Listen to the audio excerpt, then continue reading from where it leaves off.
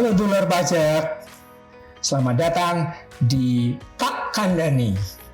Dulur pajak, duwe permasalahan atau pertanyaan soal pajak. Kene Kak Kandani. Saya Agus pada episode ini mau mengajak dulur pajak semua untuk ngobrol-ngobrol soal pajak yang pastinya akan menambah informasi dan sayang banget kalau dilewatkan. Kali ini kita kedatangan dua tamu terhormat kita.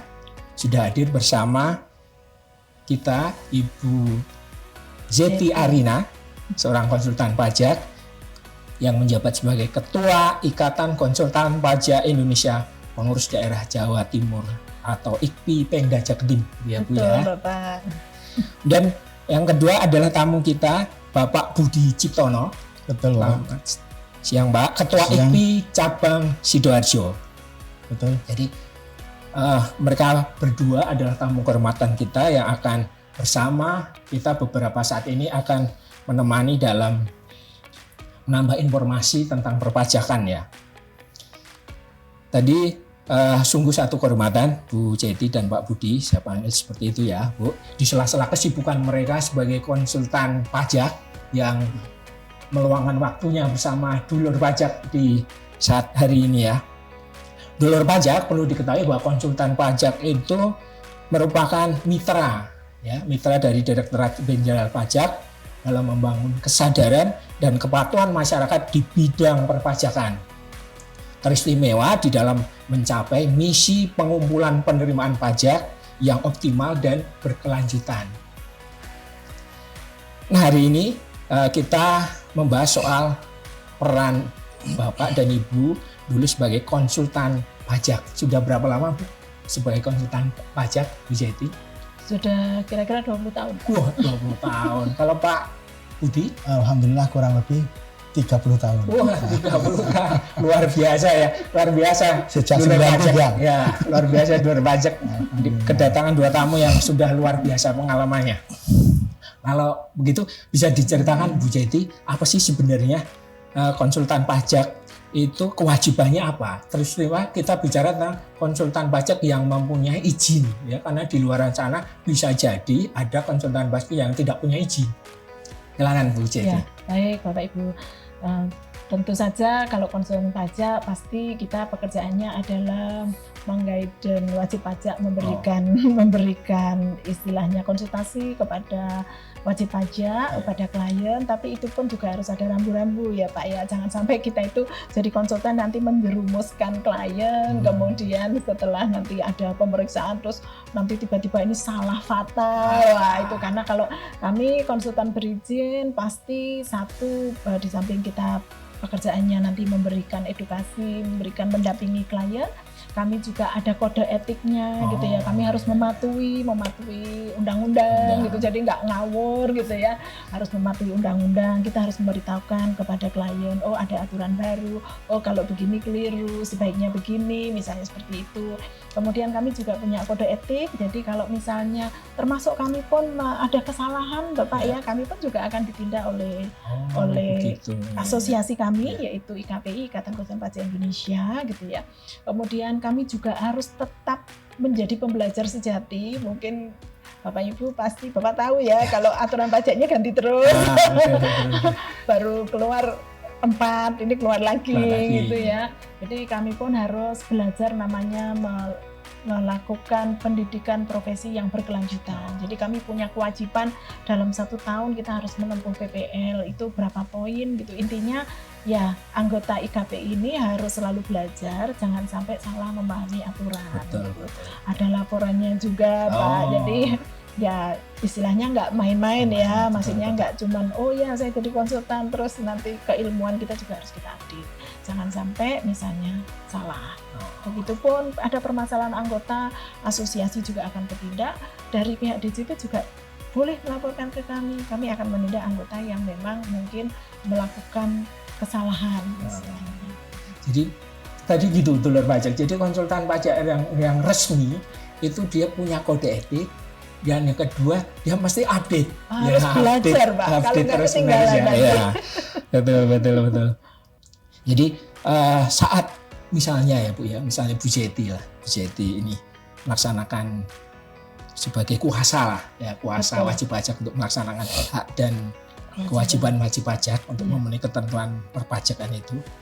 Nah, tentu saja konsultan itu harus menyerahkan surat kuasa gitu ya Bu ya. Betul. Surat kuasa, bahkan surat kuasa ini khusus ya. Khusus ya, surat khusus kuasanya ya. khusus. Selain surat kuasa itu biasanya apa saja Bu? Apalagi yang diserahkan itu? Diserahkan, iya. Jadi ketika kita menjadi kuasa, kita memang juga istilahnya melengkapi ya Pak, melengkapi syarat-syaratnya tadi. Jadi kalau misalnya ada pemeriksaan atau mendampingi klien, kita akan disertai surat kuasa, kemudian ada surat pernyataan sebagai konsultan, kemudian saya juga harus istilahnya menyertakan 2 tahun pelaporan SPT misalnya ya. Menunjukkan bahwa kita pun sebagai konsultan juga harus tertib ya Pak, ya, harus contoh gitu ya. Kemudian dari perizinannya juga kelihatan ya, misalnya apakah ini resmi atau bukan. Bapak juga bisa ngecek izin kami dari sistem informasi konsultan pajak. Jadi akan kelihatan sebenarnya Zeti ini terdaftar nggak sebagai konsultan misalnya gitu. Kalau tidak terdaftar ya Bapak berhak nolak kami karena ternyata ini bukan konsultan misalnya begitu. Jadi petugas pajak pun bisa menolak ya? Bisa Pak. Ya. Ini konsultan bener atau bukan ini kan gitu. Betul, ya. Jadi memang ya. Identitasnya yang jelas. Jelas di situ termasuk kapabilitasnya, karena ada private-nya, ada A atau B atau C gitu ya. Jadi kalau misalnya untuk orang pribadi ya mungkin cukup A, kalau badan berarti B, kalau C berarti semua termasuk perusahaan hasil. Kemudian saya ke Pak Budi ini. Siap Pak Budi ya. Jadi ketika tadi Pak Budi sampaikan sudah berpengalaman 30 tahun ya, 30 tahun pasti banyak nih suka dukanya ya. 30 tahun sebagai konsultan pajak pasti banyak sekali, saya percaya suka dukanya. Jadi gini Pak, kalau menurut Bapak ya sebagai konsultan pajak yang resmi tadi ya, apa sih yang paling menyita waktu di dalam mendampingi wajib pajak itu? Apakah saat wajib pajak itu menyampaikan SPT, apakah saat menjawab surat cinta yang sekarang kita sebut SP2DK itu ya Pak ya, atau pada saat pemeriksaan? Iya, terima kasih. Pada dasarnya kita ini alhamdulillah ya, dari pengalaman kurang lebih 30 tahun, pada dasarnya kenapa kok bilang tadi mungkin kita nyaman ya Bu ya, karena sesuai dengan izin profesi kita, dan kita itu memang dituntut seperti Bu Zeti tadi sampaikan, kita harus satu menjaga integritas termasuk PPL yang fungsinya profesional. Nah dari situ pengalaman situ memang dari self assessment, artinya kita memberikan kepada WP itu istilahnya pemberitahuan, surat pemberitahuan baik itu SPT tahunan, SPT masa, termasuk menjawab SP2DK, bahkan pemeriksaan itu tentunya yang paling berat pemeriksaan Bapak. Wah, nah, ini luar biasa. Apa ini Pak? Memang pada dasarnya menurut undang-undang sebenarnya pemeriksaan ini kan uji kepatuhan terhadap wajib pajak. Nah tentunya beda dengan kita self assessment menyampaikan SPT, SP2DK itu kan hanya sebatas kita dimintai keterangan. Tapi kalau sudah pemeriksaan SP2 itu tentunya kita terhadap komprehensif data, apalagi data hubungan terbalik ya, artinya pembuktian terbalik kita harus betul-betul memang teruji. Nah, baik artinya apa? Jadi sesuai dengan undang-undang sebenarnya ya. Jadi dari WP sendiri apa yang disampaikan tentunya ini juga harus bertanggung jawab. Nah, tentunya dari pemeriksa sendiri nantinya pemeriksaan ini kenapa kok kita ngomong ribet gitu ya. Memang betul-betul jadi dituntut pada hasil akhir nanti ya dengan proses pemeriksaan yang pembuktian terbalik tadi. Jadi pembuktian dari sisi omset, sisi biaya, semuanya itu termasuk harta, mutasi harta sampai ke laba rugi kita ya. Tentunya harus diuji. Nah, disinilah diharapkan wajib pajak kita himbau ya setidaknya menyediakan informasi baik itu penyediaan sumber data setelah kita closing SPT yang setiap kalau orang pribadi misalnya Maret untuk SPT badan April tidaknya harus disimpan dan tentunya bukan hanya disimpan aja, ekualisasi data itu harus data matchingnya disediakan sekalian karena ini kita tahu kedaluarsa pemeriksaan kan 5 tahun ya. Nah tentunya dari kesiapan dari pihak wajib pajak tentunya. Jadi setiap pada waktu nanti ada surat cinta yang namanya pemeriksaan, kita sudah firm, ada keyakinan bahwa data kita memang bisa dipertanggungjawabkan. Intinya seperti itu. Dan gini Pak Budi, bisa jadi ketika dilakukan pemeriksaan ya, ketika dilakukan pemeriksaan itu WP itu tidak setuju dengan hasil pemeriksaan. Nah, itu bagaimana Pak Budi seperti itu? Memang kembali lagi ya, ini karena di dalam pajak ini kan asas keseimbangan ya antara wajib pajak dengan pihak fiskus. Nah, jadi ini istilahnya DJP berhak mempunyai wewenang ya untuk menagih, sedangkan wajib pajak kan untuk membayar. Nah dari situ nanti ada celah perbedaan. Nah, cuma satu memang kita harapkan asas be equal, keadilan berkepastian hukum.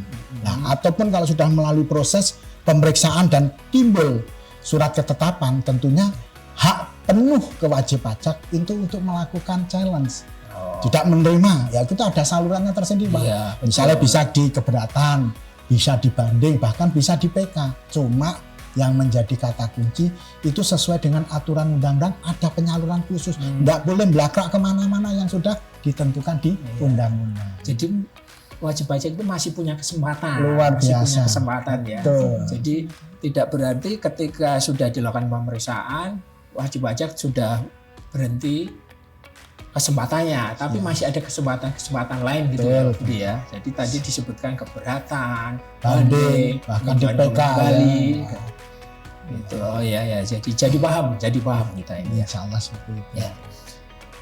Kalau ada ke Bu Jeti ya, kalaupun ada misalnya penyimpangan yang dilakukan oleh petugas pajak dengan ketentuan perpajakan yang seharusnya, bagaimana menurut Bu Jeti?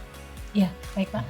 Jadi kalau misalnya ada penyimpangan, sebenarnya kan salurannya juga ada. Ada saluran. Ketika pemeriksa itu datang, biasanya akan membacakan hak kewajiban dari WP itu seperti apa, menyampaikan surat, menunjukkan apa jati dirinya, identitasnya misalnya. Kemudian kalau ini melakukan, misalnya merasa kita ada penyimpangan, ya sebenarnya ada salurannya gitu. Ada pengaduan, kemudian saya pun pernah kok Pak, misalnya pengaduan kita email dan itu cukup responsif gitu ya. Jadi prosesnya itu cukup responsif, kemudian ditanya juga apakah pengaduanmu ini sudah ditangani, kalau misalnya belum puas nanti suruh nulis lagi gitu ya. Begitu nanti kita sudah merasa oke, sudah cukup, itu akan di-close biasanya. Jadi seperti yang disebutkan Pak Budi tadi, jadi ada equal ya. Jadi wajib pajak dan petugas pajak itu posisinya sama dan sebenarnya. Wajib pajak tidak puas, silahkan menyampaikan tadi ya. Justru yang dari pihak WP ini sebenarnya kita selalu pesankan, kita ini kan harus rapi, jadi nggak ada yang perlu yang dikhawatirkan, harus rapi, bisa menjelaskan kan begitu Pak. Ya sekarang kalau misalnya kita sendiri aja tidak bisa menjelaskan kepada pemeriksa, bagaimana pemeriksa itu memahami gitulah. Sehingga kalau misalnya kita sendiri bahkan mungkin nggak mau menjelaskan gitu ya, tidak mau menjelaskan atau kita nggak kurang bisa menjelaskan, nah bisa saja nanti apa yang dituangkan mungkin di SPHP mungkin atau di SKP-nya itu tidak sesuai dengan yang sebenarnya. Nah itu bukan berarti wajib pajaknya salah juga, bisa saja itu karena perbedaan persepsi tadi. Nah kalau perbedaan persepsi, nah itu tadi masih ada keberatan, banding dan PK misalnya seperti itu. Jadi intinya memang BP memang harus rapi. Kalau nggak rapi susah Pak nanti kadang ditanya aja, waduh itu sudah tahun berapa ya, saya lupa gitu kan. Nah kalau ini kan repot ini. Ya itu tadi, wajib pajak kan bisa jadi mereka merasa tertekan atau panik pada saat stres pemeriksaan itu ya, pemeriksaan itu. Jadi biasanya Bu Jeti lakukan apa itu kalau wajib pajak? Ya panik.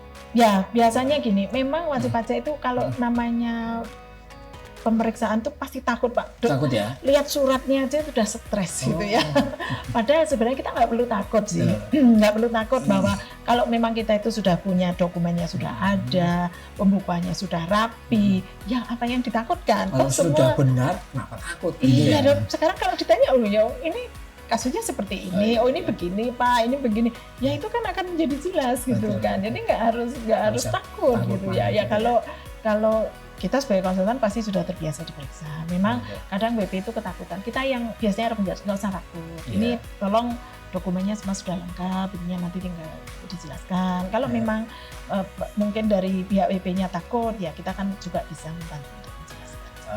Jadi dan pemeriksa pasti profesional juga, ya, maksudnya nggak ngasal. Oh ya kamu nanti begini enggak, itu kan kita bisa menjelaskan.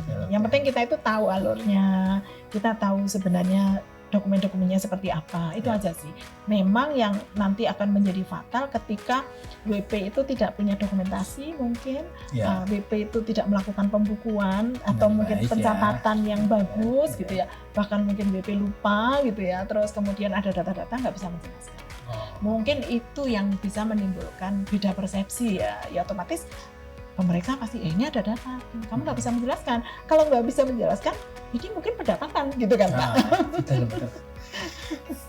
Oke, Bu Jati dan Pak Budi. Jadi ini terakhir saya ke Pak Budi dan Bu Jati ini. Siap. Harapannya sebagai konsultan pajak kepada Direktorat Jenderal Pajak apa? Oke, terima kasih. Kalau sudah dari cerita awal tadi, tentunya kita awali sebenarnya dari self assessment dulu. Self assessment. Di KUP kan jelas itu, kalau kita menyampaikan SPT harus benar, lengkap dan jelas, itu jelas. Jadi jelas. Tapi dari sisi pihak DJP tentunya itu kita kembali ke KUP pasal 29 ayat 2 ya. Jadi kalau dilakukan pemeriksaan ataupun menimbulkan atau menerbitkan suatu surat, tentunya matching konsep ya, matching data konsepnya itu harus alat bukti yang valid ya, terus berdasar terbukti ya, artinya dengan matching dengan undang-undang ya. Ini harapan kita, dengan kalau sudah buktinya firm, valid dan matching konsepnya terhadap undang-undang bisa dipertanggungjawabkan. Karena ini seperti Bu Jati tadi bilang, kadang-kadang kita belum membaca peraturan sudah ganti Bapak, dan itu sangat material perubahannya. Artinya apa? Kadang-kadang di lapangan itu belum terinformasi juga di teman-teman pemeriksa maupun wajib pajak. Nah ini betul. Jadi harapannya kalau tadi itu sudah kita, intinya 3 poin ya. Yang itu poin pertama. Jadi pada waktu pemeriksaan, baik itu atau penyaluran untuk pelaporan, tentunya dari WP-nya juga harus menyampaikan SPT dengan benar, lengkap dan jelas. Tapi dari pihak fungsional pemeriksa itu memang matching datanya harus berdasarkan underlying undang-undang. Nah, dengan harapan, dengan seperti itu harapannya apa Pak? Trust masyarakat itu timbul. Oh, tiba-tiba pemeriksaan sekarang itu betul-betul tidak main-main, tidak angger matching data. Yang kedua Bapak, kalau kita tentunya kita memang kendala di lapangan Bapak ya. Jadi dari situ setidaknya dari tim di lapangan teman-teman ya, untuk DJP itu harusnya apa ya, humoris lah. Humanis. Jadi istilahnya apa? Jangan sampai timbul ya humanis tentunya juga komunikasi yang kualitas baik. Nah, jadi kesimpulannya nanti Bapak, tujuannya sebenarnya baik, tapi kalau tata penyampaian ini kurang baik, akhirnya timbul rasa kurang nyaman Pak ya. Nah, tentunya ada hal seperti itu ya. Yang namanya saran Pak ya, harapannya kan ada peningkatan terus. Makanya orang bijak bilang gini Bapak, pokoknya kalau kita itu memberikan advice saran, selama kita masih hidup harus memberikan kontribusi saran. Walaupun ini sudah berjalan baiknya, tetap saran itu diperlukan ya Pak ya. Nah tentunya dari situ nanti terus kinerjanya saling positif. Nah, seperti itu Pak ya. Kalau Bu Jati apa nih harapannya buat DJP? Oke, kalau Pak Budi sudah menjelaskan tentang teknik pemeriksaan juga ya Pak ya. Jadi saya akan menyikapi dari sisi peran kita Ikatan Konsultan Pajak Indonesia, bahwa kami sebagai mitra itu bukan berarti ini bolonya DJP, bukan. Mitra dalam hal ini kita mengedukasi wajib pajak. Ya harapannya sih kalau kita menemukan wajib pajak yang khilaf menjadi insaf gitu, kita akan memberikan edukasi. Kita banyak program juga mungkin memberikan edukasi, karena memang di lapangan masih banyak yang belum paham mungkin apalagi yang UMKM misalnya begini Pak, contohnya ya, ketika wajib PKP dia ngomong gini, gimana Bu Jati, saya ini untungnya cuma 1%. Lah kalau saya PKP, ketika saya menjual saya harus menambahkan 11% PPN. Nah, yang 10% ini yang nomboi siapa gitu kan. Nah, ternyata setelah saya dalami kok bisa gitu ya. Kebetulan saya waktu itu diminta untuk sosialisasi oleh salah satu pabrikan gitu ya. Yang pabrikan ini justru kesulitan ketika menjual itu diberikan PPN, enggak mau. Takut diberikan PPN. Nah, sebaiknya ketika PKP juga enggak mau. Kemudian saya hitung, kenapa kok ini untungnya berapa? Katanya 1%. Oke, Bapak cuma untung 1% ya misalnya. Kalau 1% berarti kan PPN-nya cuma 11% dari keuntungan gitu kan. Nah, kok bisa? Iya kan Bapak ketika membeli seharusnya mendapatkan faktur pajak masukan. Yang itu sebenarnya Bapak tolak gitu kan. Ketika menjual faktur pajak keluaran. Ini saya jualnya langsung kepada customer. Nggak apa-apa, tetap dibayar 11%, tetapi kan ketika ada faktur pajak masukan dan keluaran ini nanti di offset kan kecil sekali Pak. Nah, justru yang terjadi bagaimana saya tidak PKP dilaporkannya kurang dari 4,8, saya hitung oke, Bapak 4,8, ayo dihitung 0,5%, berapa pajaknya? Ketika dihitung semua berapa pajaknya, baru saya sadar ini loh Pak, Bapak nggak laporkan semua, pajaknya sudah gede banget. Kemudian ketika dilaporkan semua, ternyata pajaknya cuma kecil. Itu baru, oh gitu ya Bu caranya. Saya pikir saya itu kalau PKP harus 11%. Ya kan Bapak ada masukan gitu kan. Nah, kayak gitu tuh kadang nggak paham, benar-benar nggak paham Pak. Atau cuma mencatat yang gampang-gampang aja ya tadi. Saya cuma dapat 3% Bu Seti, tapi yang berkontrak saya lah. Kalau 3% kan harus 100, kemudian ada biaya 97%, pendapatan 3%. Ini sama memang, jumlahnya sama Pak, di bawahnya ini sama. Tetapi bagaimana mencatat yang grossnya berapa dikurangi biaya. Nah ini kadang yang tidak paham. Jadi ternyata seperti itu, kalau itu diperiksa, itu bahaya Pak. Nah makanya tugas kita bagaimana kita selalu mengedukasi wajib pajak ke masyarakat. Bahkan terakhir mungkin ini Kortek ya Pak ya. Kortek, oh ya. Tolong sosialisasi, mungkin masih banyak yang belum paham bahwa nanti harus aktivasi Kortek. Saya takutnya nanti chaos ya ketika SPT gitu. Wah ternyata sih harus begini. Jadi kami welcome, bahkan asosiasi atau masyarakat pun kita welcome untuk ayo kita berdiskusi, kemudian berdiskusi tentang aturan atau sosialisasi, kami welcome. Terima kasih sekali Pak undangannya gitu ya. Kami sangat merasa gimana ya Pak, tersanjung ya Pak ya. Terhormat dan tersanjung. Luar biasa. Tersanjung ketika kita diajak untuk mengedukasi masyarakat. Alhamdulillah. Jadi dari saran Pak Budi Wijayati tadi bisa saya simpulkan bahwa memang ada 3 person ini ya, petugas pajak ya, yang harus bertindak profesional dan tadi humanis tadi ya Pak ya, harus humanis. Yang kedua adalah wajib pajak sendiri yang dia sudah punya kewajiban untuk self assessment ya, menyampaikan SPT-nya dengan benar dan lengkap, jelas lengkap kan gitu ya. Kemudian konsultan pajak sebagai mitra DJP, sebagai perpanjangan tangan DJP yang akan menjadi jembatan lah bagi petugas pajak maupun wajib pajak. Ya. Sekali lagi Pak Budi dan Wijayati, terima kasih sudah berbagi cerita, berbagi saran, harapan pada Pak Kandani. Semoga selanjutnya selalu terjalin sinergi yang baik antara DJP dengan konsultan pajak dalam mewujudkan kepatuhan pajak yang lebih baik lagi. Gimana obrolan kita hari ini, dulur pajak? Jangan lupa untuk menonton episode Tak Kandani berikutnya. Apabila dulur pajak ingin berkonsultasi mengenai kewajiban perpajakan, silakan dapat menghubungi kantor pajak terdaftar atau bisa juga melalui WhatsApp Kanwil DJP Jawa Timur 2 di 081 221 210 210. Ingat, seluruh layanan kami gratis alias tidak dipungut biaya. Dulur pajak, dukung Kanwil DJP Jawa Timur 2 untuk mewujudkan zona integritas menuju wilayah birokrasi bersih dan melayani. Sekian episode kali ini. Kita akan berjumpa lagi di episode berikutnya. Pajak tumbuh, Indonesia tangguh. Sampai jumpa.